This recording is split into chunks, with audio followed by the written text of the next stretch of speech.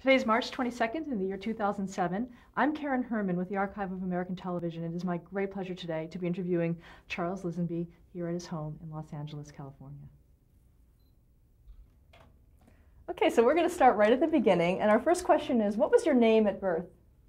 Charles Alvin Lisanby, named for my father. Did you have any nicknames growing up? No, I don't think so. When were you born? In 1924. What was the date? January 22nd. And where?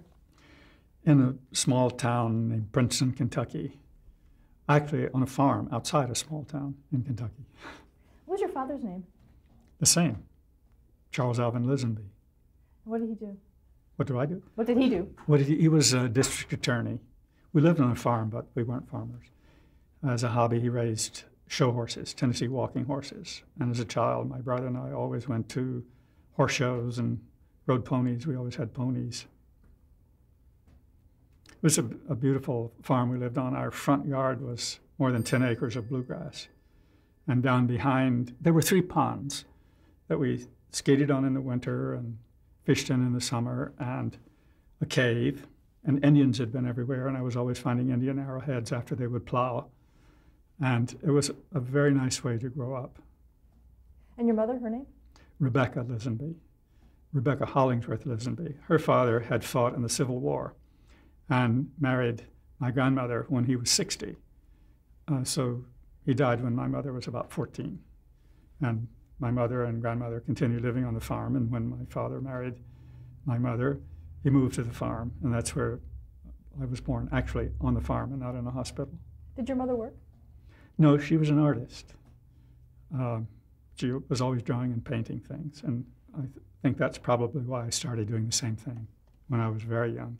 Did she have a certain style? No, it was mostly watercolor. She was pretty good. We had a lot of her pictures and portraits of my grandmother and things my brother had down in Pascagoula, Mississippi until the hurricane came. And what about your brother? Tell me about him. My brother, 4 years younger, very smart, went to Annapolis 4 years. Then they sent him 4 years to MIT to study naval architecture and 2 years to Harvard Business School. And all the taxpayers paid for that. He became a rear admiral and retired just a few years ago. But for a long time, he was in charge of the naval shipbuilding in Pascagoula. What is his name? James Walker Lisanby. And talk a little about your early influences growing up. What were you interested in as a kid? I was always interested in drawing and painting and reading. And living a mile from town, I was driven into school every morning, and then I would wait, usually at the library in the afternoon, until my father was going home or somebody would come and pick me up. So I read a lot. And you said you also were drawing and painting. Yes, all the time. And even more specific to scenic design, when I was 10, there was an article in a magazine about Radio City Music Hall, plans of the stage, the great curved proscenium arch, the contour curtain, the turntable, and I built a model, a scale model of the stage. And I used to listen to the opera every Saturday afternoon, broadcast from the Metropolitan. And while I was listening to it, I would design the set and make it out of paper. If it was Lohengrin, it was a medieval castle, and if it was Madame Butterfly, it was a Japanese house with shoji screens. But I loved the opera, and I loved making the models for the scenery. Had you ever gone to the opera or seen any stage shows? Not then. Later, much later. I actually graduated from high school when I was 16, and I'd won a scholarship to a school that taught advertising art. I really wanted to grow up and be Norman Rockwell, and I wanted to do illustration for magazines. And so I did win this scholarship to this art school. My father wanted me to go to medical school in Nashville, Vanderbilt, and he thought I could be a plastic surgeon because I was always making things with my hands and doing things, but that didn't appeal to me. Also, when I was 16, I was given a trip to New York City, and I went all alone. I made all the reservations on the Pullman to get there. the hotel I stayed in, the Astor Hotel. When the train arrived in New York, I got a taxi, went to the hotel, bought maps of the city and subway maps, and learned to ride the subways, and went to all the museums, particularly the Metropolitan, the Museum of Natural History, even the museum in Brooklyn, and all the way up the West Side to the cloisters, and had the time of my life. And went home. As I say, that fall, went to art school in Nashville. And yes? Well, go ahead. Did you want to return to New York, or did you find that was... Oh, I was determined to come to New York. I was determined that I was going to come to New York. And the problem is, that fall, President Roosevelt came on and announced the news of Pearl Harbor. And that January, after I was 17, and they lowered the draft age to 17, and I was drafted. And here I am, over 6 feet tall, weighing 128 pounds. I'm not sure what they wanted with me, but I managed to get through basic training and was shipped to Fort Meade, Maryland, in headquarters company making posters. And one day, before the company left for overseas, I woke up one morning and I didn't know where I was. It looked like I was in a barracks, but it was very strange. There was nobody there with me. And finally someone came around and I found out I was in the isolation ward in the hospital. I had meningitis. And as a result of that, got an early discharge with a small disability pension. And that helped out a lot when I finally decided to come to New York. That's when you went to New York? No, I went back to art school. And they really taught you how advertising agencies worked and how to be illustrators and the kind of things I thought I could make a living. I didn't want to be a fine artist and starve. I wanted to be an illustrator like Norman Rockwell, my idol. And why did his work appeal to you? Rockwell's work? Oh, I don't know. It's so human, and it's so beautifully painted and crafted, and it's still one of my favorite artists. But I went after my Army experience. I went back to art school and stayed there a few years. My father had given up arguing with me about becoming a doctor. In fact, he made a bargain with me. You can go to New York for 1 year. If it doesn't work out, come back and you go to Vanderbilt Medical School. And I said, okay. But there were a lot of graduates from the art school in New York, and they helped me when I got there. They told me how to make the rounds and everything. They helped me find an apartment. 32 East 30, no, I've forgotten. Between Park and Madison on 38th Street, 32 East 38th Street. Right across the street was Wally Cox and his roommate, Marlon Brando. I used to see them on the street all the time, and Marlon Brando's sister. I rather quickly got a job in an advertising agency. It was on a high floor overlooking Bryant Park behind the public library and about 5 or 10 minute walk from my apartment. And I worked there for some time. Eventually, I was doing rather well there. What kind of things did you do? Layouts and so on, but I did finished illustrations for various companies like DeVoe Reynolds Paint and other advertisers. But I met an architect who was decorating or redoing an apartment on Park Avenue, and he asked me if I would paint a mural in it, and I did. His next job was for the Friars Club. The Friars were moving out of their famous old building into a temporary building before they could move. They were going to be there for a couple of years till they moved in the building where they are now. And so I was painting murals in what was going to be the dining room, and all the comedians like Milton Berle and Jackie Leonard and Red Buttons were hanging around drinking beer and playing poker and kibitzing and saying, "Hey kid, you're pretty good." What kind of images were you painting? People, it was friars and so on, cavorting and stamping on grapes, and I can't remember what all. Somewhere I have the sketches. Were they actually the real friars that you were using? No, I made it all up. And eventually the Friars Club did move into their present building, and I did a lot of the decorating for them. So they made me an honorary member, and I'm still a member of the Friars Club, and I'm, I think, the oldest member after someone died last year. I think I'm now the longest member of the club. Okay, so you were painting the murals. How did that transition to your work in stage and television? Well, that was it. One of the friars was Ralph Levy, who was a director at CBS, and he was asked by Mr. Paley to see if ballet could be done on television. It never had been done, very little had been done. CBS had studios in Grand Central Station then. When the building was built, there were tennis courts built above the main waiting room, and that was transformed into 2 large studios and a small news studio. With no daytime television, then the television came on at 6 o'clock at night with 15 minutes of news, and then we were away. But as I said, Mr. Paley wanted to see if ballet could be photographed on television. He asked Ralph to do it, and Ralph asked me if I would do it because there were only 2 designers working at CBS then. One of them was from the Metropolitan Opera, very heavy scenery he was doing, and the other was, I've lost it. Okay, we're talking about starting on Billy the Kid? Yes. Ralph Levy, who was one of the few directors in television then, was working at CBS. And I met him at the Friars Club, and he asked me if I'd like to see the television studios. I was very interested. I saw them. And he told me that Mr. Paley wanted him to do a ballet. And I've gone. I have to start all over again. Okay, sorry. Stop again. Talk about working with James McNaughton.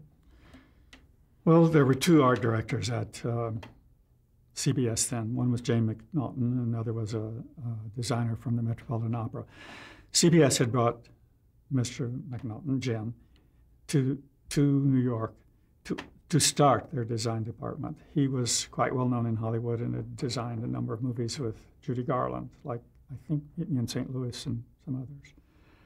And when Ralph asked me to do a ballet there, I did a sketch, and I didn't know how to get the scenery built. And Jim McNaughton said, well, I'll let my CBS carpenters build it for you and let them paint it for you. And I said, great, okay. When they were starting to paint it, they were improving it, and I really wanted it to look exactly like the sketch. I didn't want it to look like opera scenery or Broadway scenery or anything else I'd ever seen. So I was talking to the painters about it, and they said, well, would you like to paint along with us? And I said, yes. So they showed me how to mix paint. In those days, the paint only came as powdered pigment, had to be mixed with hot water till it became a paste and then thinned down, and then you had to brush it on some piece of paper, something dried over heat, because it always dried a different color. It was really quite complicated. But it was wonderful that they let me paint along. It kept them from doing it very realistically and improving it. I really wanted to look like the dancers were dancing in my sketch and not in any kind of real Western setting. I think we said the ballet was Billy the Kid. John Butler was a choreographer, and various Broadway designers, Broadway dancers like Bambi Lynn from Oklahoma and so on were to be in it. And on the day of the show, since there was no daytime television, there was an ad in the New York Times, television today, CBS, 3 o'clock. So we got to the studio that morning, and my set was put up. There were some lights hanging there. There was a gray floor and a gray cyc, and all of these cutout things that suggested swinging doors going into a bar, and it was a very sketchy kind of set, exactly what I wanted it to be. And I had to move a few lights around. There was no lighting director. I had them refocus some of the lights, and we started rehearsing. And sandwiches were brought in, and about 2 o'clock, I realized that we weren't through the first half of it. And I said, to Rob, I said, we're getting very late. Are we going to be all right? And he said, we'll be all right. So he tore a page off the back of his script and wrote on it, please stand by. There were only 3 cameras in any studio then. Shows were only done with 2 cameras. The third camera was a standby camera in case one of those cameras blew up in the middle of a show and went out. And there was always a camera on a test pattern, because all over New York, they were the people installing the television sets had to have a test pattern to make sure that they worked. And so that was television then. As I said, we were running late, and so Ralph wrote out, "Please stand by," and had me put it in front of the camera that was going out across the city. I've forgotten how many. I knew once there were only like 30, not many more than 30,000 television sets in the whole country then, and they were all around New York somewhere. And finally, we were ready to go, probably about 3:30, and Ralph got on the phone and called Mr. Paley at 485 Madison Avenue, a famous address in those days, was just up Madison Avenue from where the studio was. And Mr. Paley said, "Well, go." And we went on the air. And I don't know who watched it. One person watched it. Mr. Bailey watched it, I know, and he liked what he saw. And as a matter of fact, because of that, I was asked to do some other shows, musical type shows, and was having a lot of fun doing that when suddenly I got a call from the union saying I was going to have to stop. I said, "But you're the theatrical stage designers union." And they said, "Yes, but we're going to organize television." I said, "Fine, I'll join." They said, "It's not that easy. You have to take a test." It was a 2-hour test. I don't know, it was longer than 2 hours. It was a 2-day test. You had to, everyone taking the test had to meet at a certain place. I forgot something. Also taking the test, I learned, was a very famous English designer named Oliver Messel, who had designed Romeo and Juliet with Norma Sherrow, Basil Rathbone, and Leslie Howard. Olivia de Havilland was going to do Romeo and Juliet in New York, her Broadway debut. And she had hired a very famous English designer, Oliver Messel, to come and do the scenery. And Jim McDonald said, "Don't feel badly about taking this exam. Oliver Messel's going to have to take the exam," which I thought was pretty much. And he suggested, he knew what the exam was going to be, and he suggested that I take some courses in lighting design. I had about 2 months. I went every night to a school over in Brooklyn and studied lighting design for theater. And on the day of the test, took all of my drafting tools and everything and paint and went to this place where the exam was going to be. The room was full of people at tables. There were 5 plays to choose from. I can't remember the name of the play that I chose, but it was one that I knew. It was a sort of a Georgian living room was going to be the set. First, you had to make a sketch in color. Then you had to make a ground plan. I had studied drafting in school. Then you had to do elevations of all the sets. You had to do a costume sketch. And another part of the test was 100 photographs of furniture and rooms and things, and you had to identify them all as to style and period, whether it was Louis XIV, Louis XVI, Georgian, or whatever. Fortunately, I had always been interested in that and had read books about it and studied it most of my life. I knew I had them all right except one. I couldn't figure out what it was. A strange chair built to go in a corner with turned legs and things. And I just took a guess because it was the only thing I hadn't come up, and I said, Jacobean. After the test was over that day, I introduced myself to Oliver Messel. I did know his work from books and photographs and things. And I said, "By the way, on those photographs, I knew them all except one, that strange corner chair." And he said, "Oh, you mean the Jacobean chair?" So it turned out I'd gotten them all right. The next day, everyone met at a scene shop. And on the paint frame, everybody had a 6-foot square of canvas to paint. And I showed Oliver Messel how you mix paint with hot water, pigment with hot water to get it into a paste, and you put the water in it, and then you painted it, and it always dried a different color. And he got through that the best he could, but I did pretty well because I had been painting the scenery for my ballet. And after the test, we had to wait a while to find the results. I thought at least a week, maybe 10 days. And I got a phone call. This is the union. "You passed. And all you have to do now is give us a lot of money." I think the fee then was at over $1,000. It was about all I had in the bank. So I made arrangements that I would come in a few days and do that. And 10 minutes later, the phone rang, and it was Oliver Messel. "Hello, Charles. would you like to be my assistant on Romeo and Juliet with Olivia Havilland? Of course. So I really quit my job at the advertising agency for sure, and went to all the rehearsals with Oliver. Oliver had a model of what he wanted the set to look like, a paper model, and he wanted it exactly like the model. If there was a flaw in it, he wanted it. This wasn't a straight line to draw with a ruler. He'd cut it out with a pencil, with a piece of scissors, and he wanted it to have that freedom. And that's exactly what I'd wanted with my ballet. I knew what he was talking about. And he never went to the scene shop. I drafted everything, he approved the drafting, and I got it built. When it was all built, he came to the scene shop and saw it put together and liked it. So then he let them start painting it. And in the meantime, I was going with him to Korinska's for fittings with Olivia Havilland and so on. It was really a thrill for me. I really felt like I was in show business finally at last. And we opened out of town in Detroit, Michigan.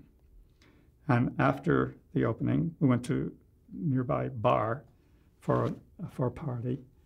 And I was 19. In New York, you could go to a bar if you were 17 or more. In Michigan, you had to be 21. Somebody from the bar came over and said he's got to leave, and Mr. Havilland said, if he leaves, we all leave. And he's not drinking anything but a Coca-Cola anyway. She really came to my rescue, and we had the party, and we came back to New York and opened March 10th, 1951, to rave reviews. New York liked her as a stage actress, and it was a lot of fun. And years later, I met her, but I'll tell you that when we come to that. Or maybe I should tell you now. Probably now. I was quite successful as a television designer and was designing the Oscars one year. And she was coming back to present one. She had retired and was living in France. I knew what day she was going to be there for her rehearsal and so on. I had about 3 assistants all over the place. It was the first year the Oscars moved to the Shrine, and it was a big deal. And finally that morning, I saw her sitting out in the audience, and I went out to speak to her and said, Mr. Havilland, I was Oliver Messel's assistant on your Romeo and Juliet. And she said, you were the kid? And I said, yes. She said, sit down and talk to me. And it was really wonderful talking to her about all kinds of things and so on. And suddenly she saw someone she knew down front, and she said, Audrey, come here. There's somebody I want you to meet. Yes, Audrey Hepburn, the most beautiful creature I'd ever seen in my life. About that time, I had to go back on stage because I really did have to pay attention to my work. But that was a thrilling outcome to all of that. I must say, though, after I was in the union, I decided that I really needed to learn how scenery was built. And I went back to the shop that had built the scenery and asked them for a job painting scenery, and got it. And when I wasn't painting or doing something, I was over in the carpenter shop finding out how scenery was built, all the tricks, all of the things that you really ought to know, and most designers don't necessarily know. And I really learned how to build and paint scenery. I painted on a lot of famous shows, and Joe Melziner was the biggest designer on Broadway then, requested that I paint some of the backdrops for Can Can and the front curtain. Before that actually opened, though, I decided maybe I was ready to go to work designing. And Jim McNaughton had moved from CBS then. ABC hired him away to open their art department. And I got his phone number, and I called up. He'd mostly staffed it with people who've gone to Carnegie Tech. And anyway, I called him, got him on the phone, and he said, hello, Charles, are you calling about a job? I said, yes. He said, can you start Monday? And I said, yes. He said, be here at 9 o'clock. That was it. I had a job. So I was there at 9. I had to find out where the studio was. It was, during Prohibition, it was a nightclub by Texas Guinan, Wasn't she the one who said "Hello, suckers"? Was her Prohibition nightclub, but it had now been turned into the workshop for building all of ABC scenery. And there I found Romaine Johnson and Jim Tridipo and Al Hession, who had all graduated from MIT. Oh, no, Carnegie Tech, and as Jim had, and that's why they were there. But